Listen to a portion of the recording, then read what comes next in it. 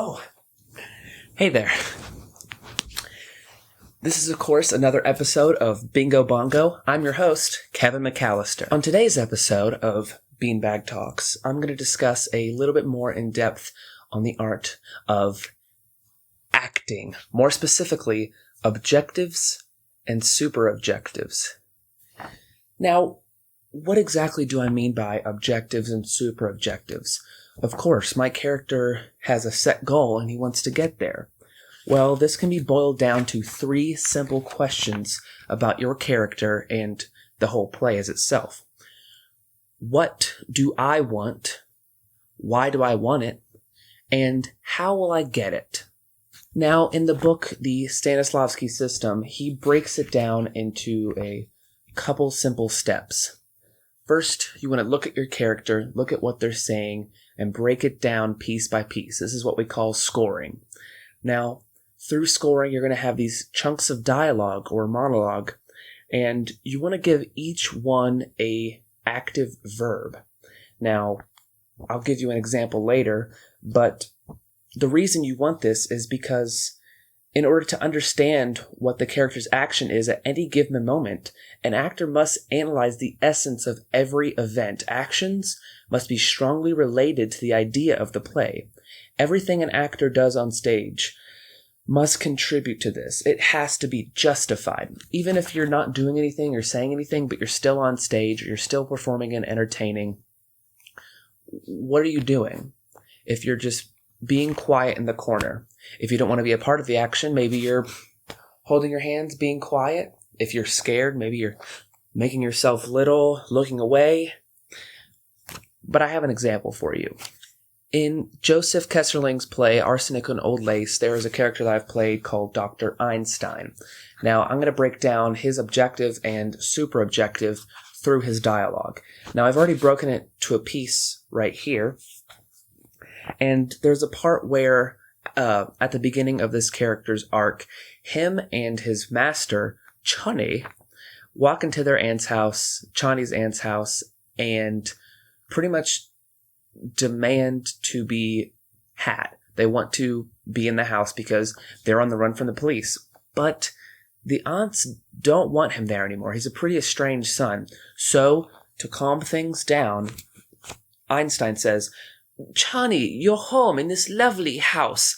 He's German, if you haven't noticed. "How often he tells me about Brooklyn, about this house, about how he loves the aunts so much." And then he talks to Johnny again.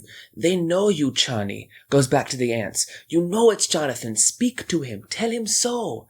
I wrote down deceive as his objective right now through these words in this dialogue currently. And the reason he's doing this is because his overall super objective for the play is to survive, to weather the storm, whether it be the murderous aunts, the murderous Chani, or escaping the police. And I broke down another piece on page 64 in Arsenic where Chani says, "Doctor, this affair between my brother has got to be settled." Einstein responds, "Now, Chani, we've got trouble enough. Your brother gives us a chance to get away. What more could you ask?" Johnny says, "You don't understand. This goes back a good many years." Then Einstein says, "Now, Chani, let's get going." He kind of puts his foot down because he wants to get out of there. He wants to survive. That's his super objective for the play. That's his overall goal. And through each piece of dialogue throughout the play, you can give him a smaller objective by just what he's saying at that current moment, whether it's to deceive, to manipulate, to de-escalate, which is he's doing a lot of times, or maybe even just to serve. Now, the reason you want to do all of this is because by determining the actions, I'm reading from this book again, by determining the actions, an actor is able to build a logical, consecutive performance and assimilate his role. He must project the main idea of the play with a long-range aim that will be discovered through important events. The book goes on to say, an actor's performance, to have a logical order and perspective, should mentally trace a line which runs through his role. This is called the through line. And this is the active execution of the super objective. Now, through the lines of actions, as is all the character's actions interwoven logically, having the same purpose of expressing the main idea. If you're able to understand what his overall goal is, his super objective for the entire play, and what his smaller, more immediate objectives are, you, as an actor, are able to just let go and let the character take hold. A good exercise with this is saying, okay, remember your 3 questions.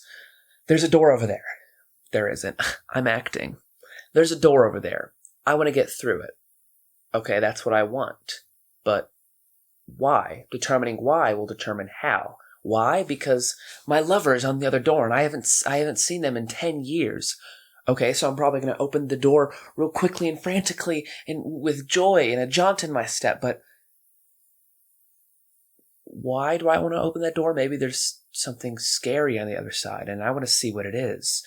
So I'm going to cautiously approach the door, turn the doorknob slowly and open it and peek outside and see what it is. By determining what you want and eventually why you want it, you can determine how you want to do it, how you want to execute your line of actions throughout the play. I want to bang on this bongo. Why? Because I'm fun and I like music. How? Because I'm fun and I like music. I want to bang on this bongo. Why? To escape my mortality, to distract myself from the dread all around me.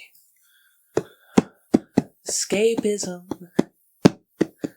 I want to drink this water. Why? Because I'm a little thirsty.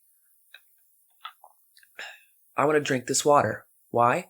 Because I'm parched. I'm so thirsty. I want to drink this water. Why? Because I don't like this conversation and I just want to stay out of it.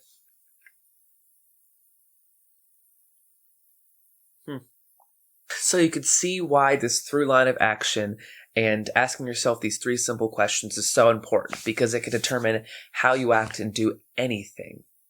This whole process is the actor's homework, and as Stanislavski puts it, the reconnaissance of a mind. Not just your mind, but the character's mind.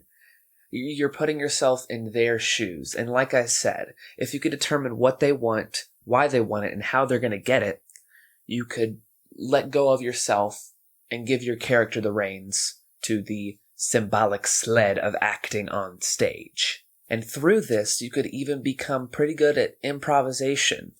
If something bad happens on stage, which is one of my favorite things of acting, and seeing how people and actors recover from it, you can improvise. If a light goes out too soon, well, how would the characters respond to that? Chani might say, damn this old house. Einstein might be just silent, like, oh, or he might say, what is wrong with this house? But it's so important nonetheless. I hope you guys enjoyed this short little lesson, and be sure to stay tuned for more on Tubular Fantasy. That's my channel. Keep your enemies close, and your bongos closer.